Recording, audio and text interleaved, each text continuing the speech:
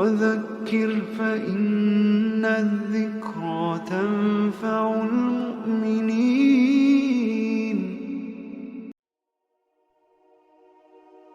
بسم الله الحمد لله والصلاة والسلام على من لا نبي بعده. Assalamu alaikum wa rahmatullahi wa barakatuh. Jazakallah khair for joining our class again after such a long break. Thank you for returning and remembering the class.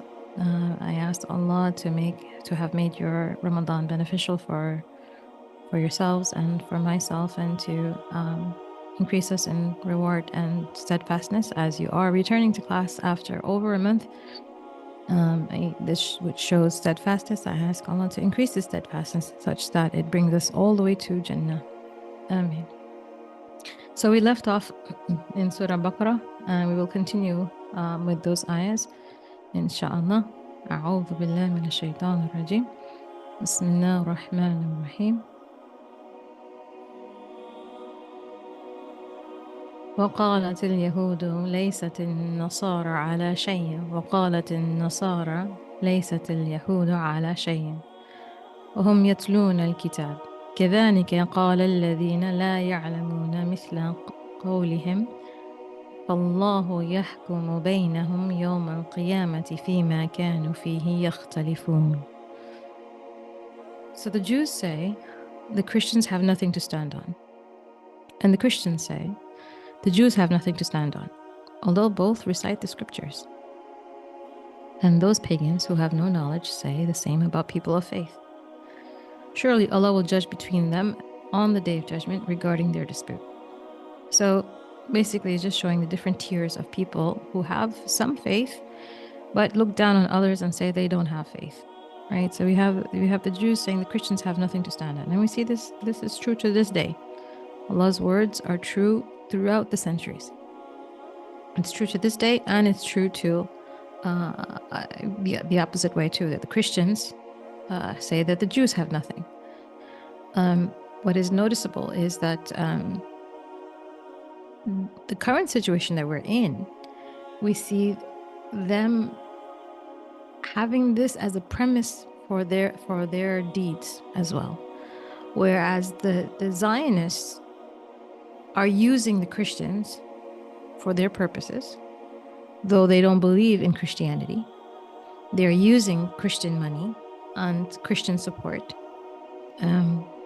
though they have no recognition of the Christian faith whatsoever. So they say they really don't have anything to stand on, but just give us the money, give us the support. And the Christians, they don't believe in what the Jews believe in, that they are the only chosen people, and that's where the religion stops at Musa alayhi salam, and then they're waiting for the next prophet to come. So they say they have nothing to stand on, but we're still going to use them for our purposes. So each one of them are using the other for their purposes, though they disbelieve in what each one stands on. They're united by purpose and divided by belief. The Zionists, however, they don't have any kind of moral belief. Their beliefs is not based in any kind of morality. It's based in pure and complete and utter greed for power, status, money, land, control, domination, and then what have you. All the lowly characteristics that we find of all types of villains throughout the world, even in comic books, even in cartoons. Basically it's not very hard to find the good guy and the bad guy. Basically even 2-year-olds, 3-year-olds can tell who's the bad guy and who's the good guy. All the lowly characteristics you find in any kind of villain anywhere, not just in religious books. You'll find that these people espouse them and use them for their directives, and use them off of which they base their decisions and their goals and treatment of other people. And the good people is very easily recognizable. That doesn't mean they don't have faults. That doesn't mean they don't make mistakes. They're just not inclined to harm other people the way villains do. So the Christians don't necessarily believe what the Jews do, and the Jews don't believe what the Christians do. And so they say about each other, they have nothing to stand on. excuse me, though they recite the scriptures, they are reciting the scriptures, they know, the Christians know that there was Musa and there were people, and the Jews did what they did. And the Jews know that there's supposed to be a prophet coming. And for them to logically believe that the prophet that's coming is going to be coming after so long, like thousands of years after Musa, it kind of breaks the chain of a prophet coming. So when Muhammad came, he said, "I am the last of the prophets." So we know not to expect, but there was a succession of prophets coming, in relatively short order. And for them to think that, although they're waiting for a prophet, for him to have come several thousand years later, it's kind of against the way of Allah, right? Allah did not do that with the previous prophets, but that is their belief. And so Allah leaves them in their beliefs, both of them. He leaves them in their beliefs. Though they read the scripture, they still do not get enlightened. They still do not learn. They still do not understand. They don't derive from it lessons from which would bring them light and understanding to change from their current positions to an understanding of greater truth. And those pagans who have no knowledge whatsoever. Now we're to the third category, where the Jews and Christians, they could be people who could have come to greater truth, but they refuse to accept the scriptures except for what serves them, and they go against the scriptures and what doesn't serve them. Here we have the pagans who have no knowledge whatsoever, and they say about the people who have faith that they are upon nothing. Those people who believe in the prophets and messengers and so on, they're upon nothing. Their pagan ways of worshiping idols, or even themselves, or their status, or their money, or the so on. You've seen people even today. I'm not religious. That's not my thing. I don't believe in God. I don't believe in these kind of things. It's just, those are for people from, a different time, a different understanding, different class of people. Religion doesn't work for us. So they say those people who are religious, they have nothing. They're just old school, clinging on to old ideas that just serve them, makes them feel good. But really, religion is just outdated, and it doesn't really mean anything. And even if they didn't think it was outdated, they thought it was just, hocus pocus and something that people conjured. So out of all these groups,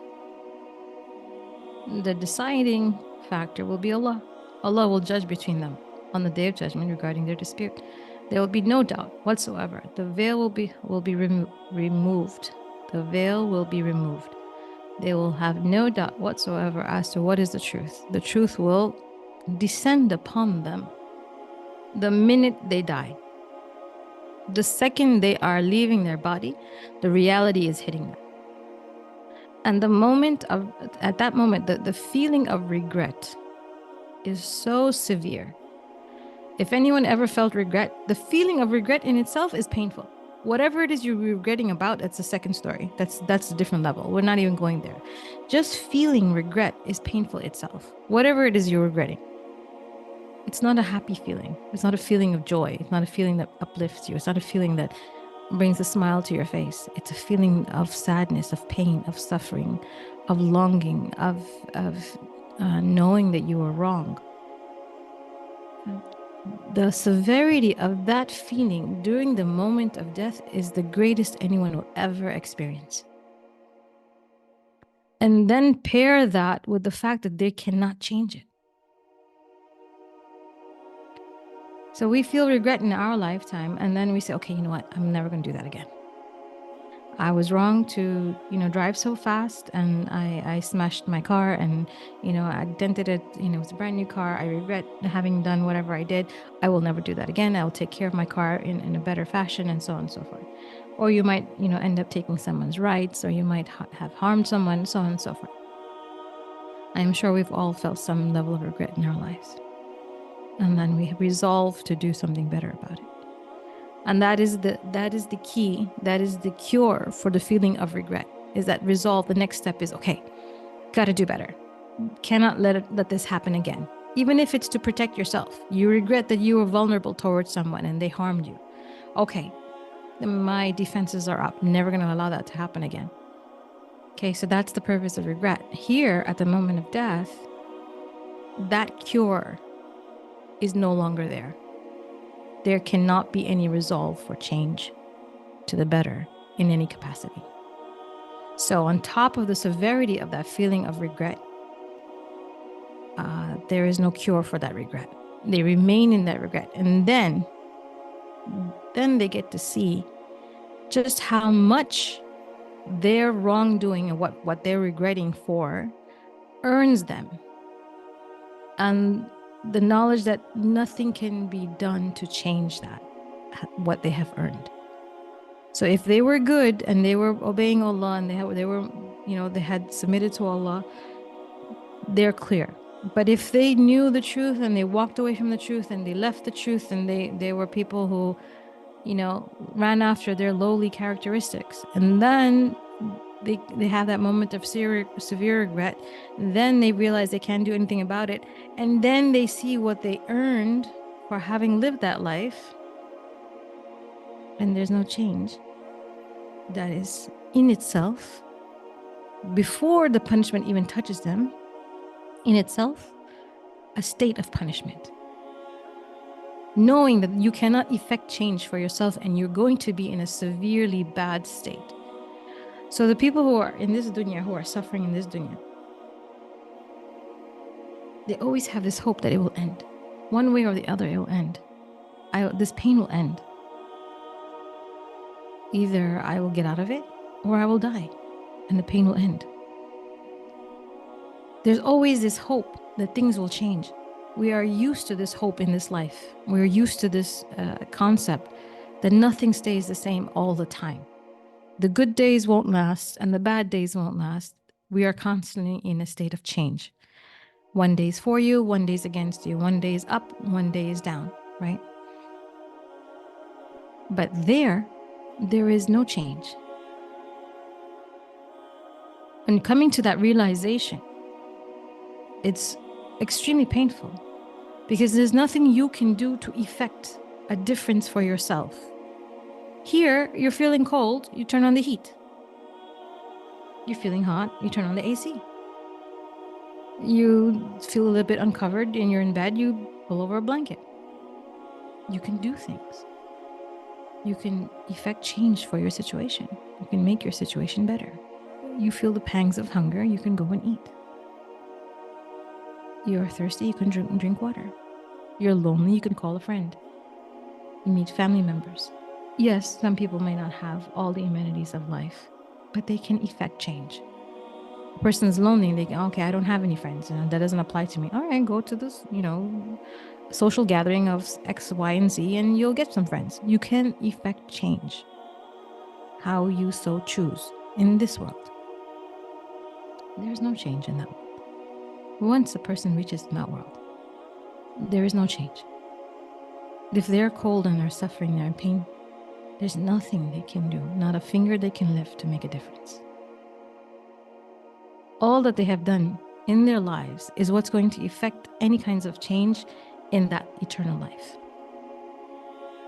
Meaning it'll be either worse over time or better over time. If they were people of goodness, people of obedience to Allah, people of actions pleasing to Allah, they will live an eternal life of good increasing.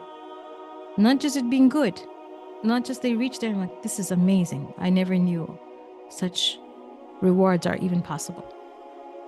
Not just that, over time it increases. Allah keeps increasing their good deeds. Their rewards. They come back and they find their family members more beautiful than when they left. And their family members find them more beautiful than when they had last seen them. They are constantly increasing in good. We cannot understand this. Our minds will be blown if we try to put it in our understanding. We just take it and say, Alhamdulillah, that this is the reward from Allah. But similarly, those who lived an evil life, their suffering will not be lessened, except if they are Muslim. Then their suffering will be expiation for the wrong that they did, and then they will be put into Jannah. But those people who consider themselves Christians and Jews, or don't come to Islam, or the pagans, Allah will judge them. And so at that point, it's a life of eternity.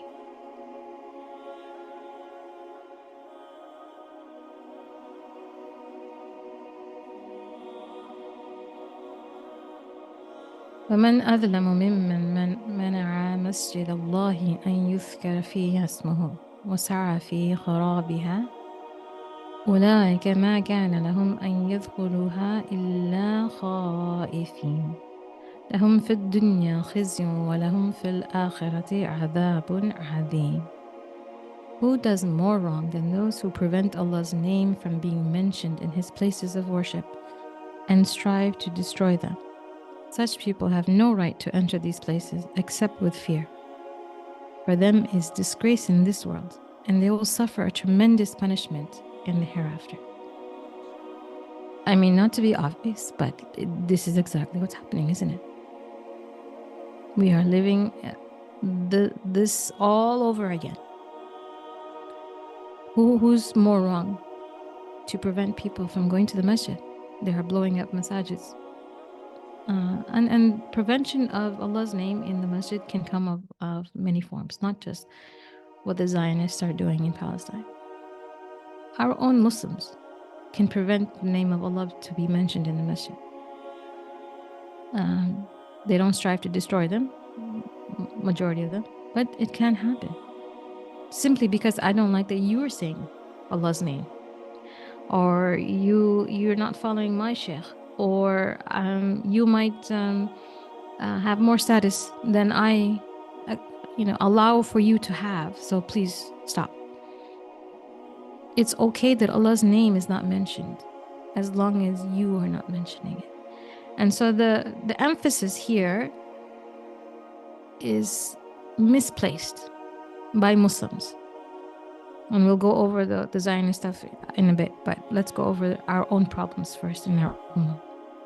The emphasis, rather than having the love and devotion and supreme loyalty to Allah and His name, and that His name be spread and His name be revered by the people, and calling the people to love Allah, rather than that being the focus of majority of the Muslims today, unfortunately, is who is it that's spreading His name, and do I approve of this person to spread His name?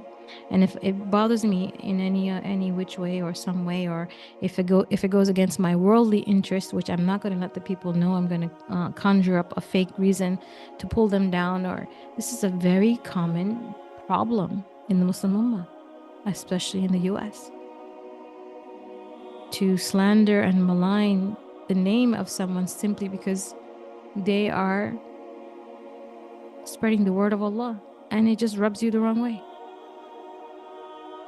And so they try to validate a reason, just pretty much like Israel, pretty much like the Zionists. Oh, they're terrorists, therefore it's allowed for us to kill newborn babies. To validate their inner lowly characteristics, to make it seem palatable to the people, they come up with things and they try to pull people down. Ultimately, they are the ones that will lose. Ultimately, they are the ones, because it's not. If a person was sincerely trying to spread Allah's name, it's not the person that they're attacking. It's Allah's name that they're preventing. And who is going to deal with that? The person might not be able to handle this person. The person himself who's spreading Allah's name, he might not be able to effect any kind of difference in that. In fact, they did that to the Prophet ﷺ. They tried to shut him up. And they tried to boycott him. They tried to torture him and his people. And he never called to himself. He never said, worship me. He never said, give me money.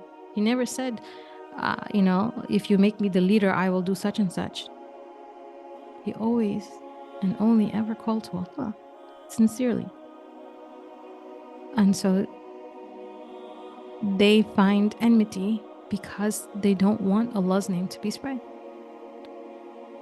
So who's going to deal with that? Of course Allah will. Of course Allah will. And they will be disgraced. Those people who attacked the Prophet ﷺ, how well known are they? We know one or two names, Abu Lahab, as he's in the Quran, right? Abu Jahl. The other people who carried out their orders, do we know their names? Except if you're an historian and who goes into study these things. Is it a common name in the homes? But Abu Bakr is, Umar is, Uthman is, Ali is, Fatima, Khadija, Aisha. May Allah be pleased with all of them. These are household names in every Muslim's home, and even not in Muslims' home, in non-Muslim homes as well. Does anybody know the names of those people who carried out injustices against these people? No. They're not remembered. Not just were they not remembered, but they were also disgraced. Each one will have faced a disgrace in their lifetime, in this world. And so this is the method of Allah. Anyone who prevents his name, now we're coming to the Zionists, anyone who prevents his name to be spread is going to face disgrace. And we see this happening with the Zionists today. Are they not disgraced all around the world? Just yesterday, I saw someone saying that Netanyahu is one of the most hated person in the whole world. The world is unified in their hatred of this person. They're not celebrating him. Oh, you did a great job. You're a strong leader. You did for your people. You got the hostages back, which he didn't. Or he didn't accomplish anything except just major destruction. He has nothing to his name. He has no great accomplishment. Nothing to his name except that he is a destroyer. And when his own people realize what he is, they are against him too. And so the disgrace has already descended upon them. They might be oblivious to it. They might still think that they're doing right. Well, that's okay. They can, because they still have to deal with the punishment in the hereafter. And it may be that Allah wants to give them a greater punishment in the hereafter. So if they were to stop and realize that they are being disgraced in this world and it would prevent them from doing wrong, then their punishment in the hereafter would be not as much as it would have been if they continued. And maybe it can be, because Allah is just, it can be that He wants them to have greater punishment. And so He allows them to think that they are all that and a bag of chips, so that they can continue. But they will suffer a tremendous punishment in the hereafter. This is from Allah, no doubt, and His words are true. There is no doubt in this. They will face a disgrace, and they are facing a disgrace. And just as surely as they are facing a disgrace, they will face the punishment in the hereafter. There is no doubt about it.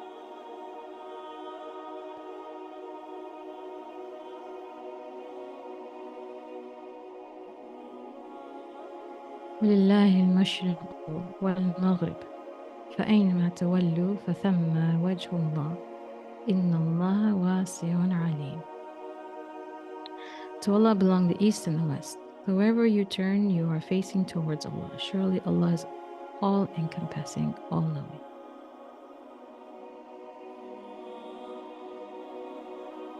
So anyone thinking that they are in control of anything, that they are able to do effect any kind of damage, let them know that everything belongs to Allah. The east and the west, wherever you are,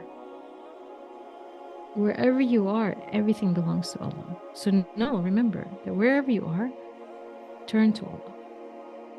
Remember Him wherever you are. Some people, they go on vacation and they think, okay, Allah can't see me here. I'm not in my hometown. I'm not amongst my people. I'm not amongst my community.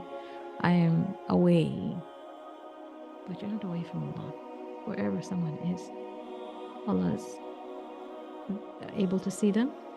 And everything belongs to Allah. The whole of the universe belongs to Allah. And if it was Allah that we are aware of, consciously aware of throughout the day, then wherever we are, we know that He is there. He's all-encompassing and all-knowing. There's nothing that is hidden from Him at any time. Your inner thoughts and your outer words, if they're not matching, He knows both. And so it's only for our benefit that our inner thoughts and our outer words should be matching. And that brings us to greater truth and greater light. Truthfulness leads to righteousness, and righteousness leads to Piety and leads to Jannah. Piety leads to Jannah. And lying leads to Jahannam in steps. So the greater truth that a person can reach is what they have inside is exactly what they show outside. A Muslim, a believer, doesn't have a different inside and a different outside. The more you are connected, the more the connection of your inside is to the outside and it's aligned, the straighter you are as a person.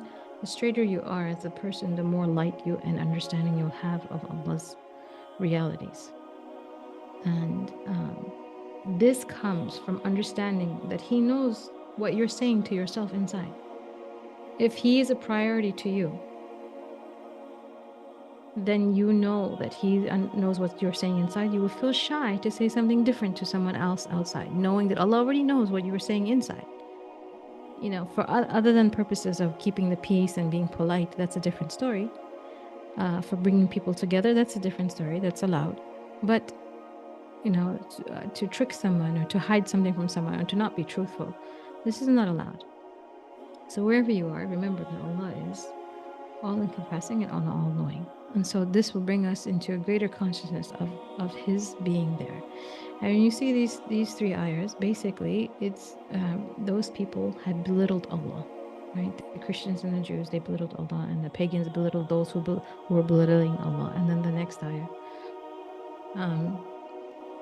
those who prevent the name of Allah to be spread, they are not actually focused on Allah's name being spread, right? They're focused on their own political, personal, worldly interests, right? All of these are just different manifestations of people belittling Allah. While Allah is now reminding us that even though you might not have realized, here it is. Everything belongs to Him. You have no right to be belittling Him. Not that, you know, you don't have a right. It's wrong for you to be in a state of belittling the one who owns everything. It doesn't offend Him. It doesn't like, you know, no one can harm Him. There's nothing in this universe that can happen.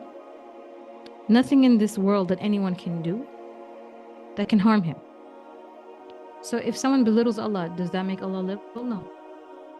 If someone belittles us, we feel bad.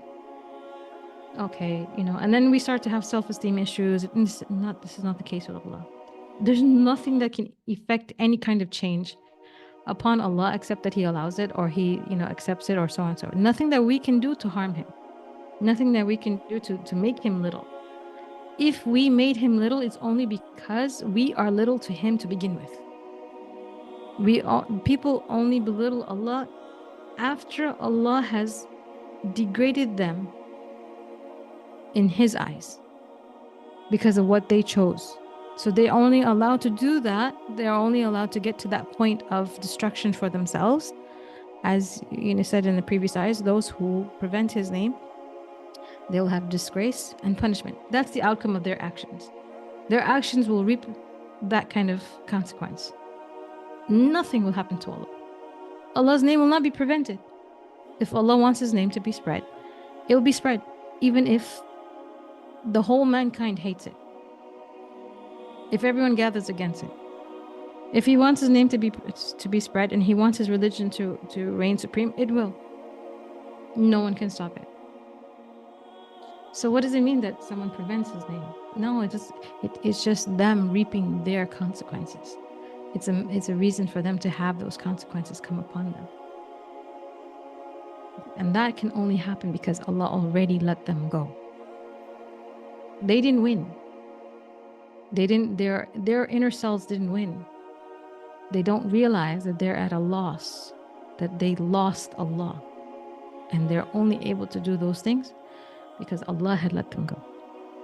So I ask that Allah never let us go and keep us upon His straight path and keep us bringing Him closer to Him and never on a path that earns His anger.